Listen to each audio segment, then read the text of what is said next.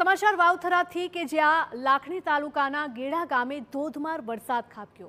ગેડા ગામના પ્રસિદ્ધ હનુમાનજીના મંદિર પાસે પાણી ભરાયા છે। પાણી ભરાતા દર્શનાર્થીઓ અને વેપારીઓને ભારે હાલાકી થઈ રહી છે। દુકાનો આગળ પાણી ભરાતા ધંધા રોજગાર પર પણ અસર થઈ રહી છે। પાણી ભરાવાની સમસ્યાનું કાયમી સમાધાન લાવવા ત્યાંના સ્થાનિકોની માંગ છે।